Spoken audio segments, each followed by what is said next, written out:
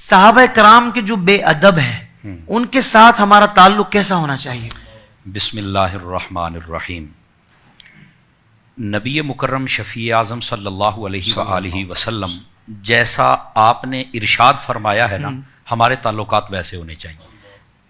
یہ بات میں اس لیے کر رہا ہوں، بسا اوقات ہم سمپلی بات کر دیں نا کہ ان سے تعلق نہیں رکھنا چاہیے، تو بسا اوقات کئی لوگ کہتے ہیں کہ جناب نہیں یار وہ بھی تو کلمہ پڑھتے ہیں، وہ بھی تو ایسے کرتے ہیں، تو نہیں یار اتنی سختی نہیں ہونی چاہیے۔ پنجابی ساڈی کہتے ہیں ہاتھ ہوڑا رکھو، ہلکا ہاتھ رکھیں۔ تو میں نے کہا یار آپ یہ بات چھوڑیں، مولوی صاحب مجھے یہ بتائیں جیسے ہاتھ حضور نے رکھا ہے ویسے رکھ لیں؟ کیوں حضرت شاہ صاحب ویسے رکھ لیں؟ ہاں جی ویسے رکھ لیں۔ میں نے کہا بیٹا تو یہ بھی برداشت نہیں کر سکے گا۔ اللہ کہتا وہ کیسے؟ میں نے کہا سنیے حدیث پاک، نبی پاک صلی اللہ علیہ وسلم نے ارشاد فرمایا، وہی حدیث جو میں نے پہلے پڑھی، متن اسی کے ساتھ ابتدائی ملتا ہے، ان اللہ اختارنی واختار لی اصحابی، اللہ نے میرا انتخاب فرمایا، پھر میرے صحابہ کا فرمایا، پھر نبی پاک علیہ السلام نے فرمایا سیجیء قوم، فرمایا ان قریب ایک قوم آئے گی، وہ کیا کریں گے؟ فرمایا کہ یسبون اصحابی وینتقصونہم، میرے صحابہ کرام کو گالیاں بھی دیں گے اور ان میں سے نقص اور عیب نکالیں گے۔ نبی پاک صلی اللہ علیہ وسلم فرما رہے ہیں۔ اچھا یہاں تک جب فرما دیا تو اب آگے کیا ہے؟ آقا علیہ السلام نے فرمایا سنو، جب تم دیکھو ایسا بندہ جو میرے صحابہ کرام کے خلاف کوئی بات کر رہا ہو تو فرمایا لا تجالسوہم ولا تناکحوہم ولا تسلموا علیہم ولا تصلوا معہم۔ نبی پاک صلی اللہ علیہ وسلم نے ارشاد فرمایا جو میرے صحابہ کرام علیہم رضوان کا بے ادب اور گستاخ ہو، ان کے بارے میں کوئی ایسی نازیبہ بات کر رہا ہو، نہ ان کے ساتھ بیٹھنا ہے، نہ ان کے ساتھ رشتہ داری کرنی ہے، نہ رشتہ دینا ہے نہ لینا ہے، کیا بات، نہ روٹی کھانی ہے نہ ڈالنی ہے۔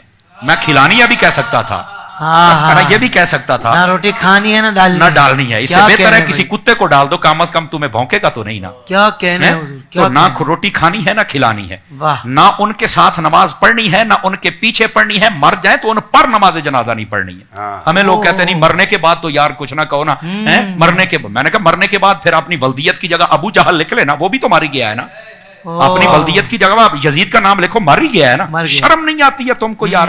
بھائی جو کمینہ ہے وہ زندہ بھی کمینہ تھا، مرنے کے بعد بھی کمینہ ہے۔ اگر توبہ کر گیا تو ہمیں بتاؤ کہاں توبہ کر کے گیا ہے۔ تو نبی پاک صلی اللہ علیہ وسلم نے جیسے فرمایا ہے ویسے ان کے ساتھ ہم نے تعلق رکھنا ہے، اور آقا کریم علیہ السلام نے تو واضح کر دیا۔ نبی پاک صلی اللہ علیہ وسلم تشریف فرماتے، حضرت سیدنا عثمان غنی رضی اللہ تعالیٰ عنہ، آپ کے ایک آپ کا گستاخ تھا، وہ مر گیا، آپ سے بغض رکھتا تھا۔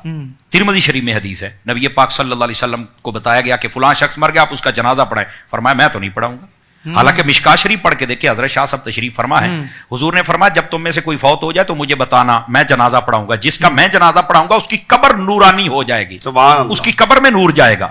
جنازہ پڑھانے سے قبر نور والی ہو رہی ہے، اس کا مطلب ہے نور والے نے پڑھائی ہے تو نور والی ہو رہی ہے نا جی۔ یہ ایک موضوع ہی الگ ہے، وہ انشاءاللہ موقع ملا زندہ رہے تو اس پر بھی بات کریں گے۔ نبی پاک صلی اللہ علیہ وسلم کو بڑی چاہت رہتی تھی میں جنازہ پڑھوں، آج جنازہ دروازے پر آیا، فرمایا ہم نہیں پڑھیں گے۔ یہ لنڈے کے مفکر ہمیں بتاتے ہیں کہ تم فلانے کا جنازہ نہیں پڑھتے، فلانے کا نہیں پڑھتے۔ میں نے کہا بیٹا ویسے ہاتھ رکھو جیسے حضور نے رکھا ہے، تم سے نہیں رکھا جائے گا، یہ اصل حقائق ہے۔ آپ نے جنازہ نہیں پڑھا، کیوں؟ وجہ بتائی کہ میرے عثمان سے بغض رکھتا ہے۔ میں نے کہا عثمان سے بغض رکھے، اس کے ساتھ یہ تعلق رکھنا ہے، نہیں جنازہ پڑھنا اس کا، سمجھ آئی؟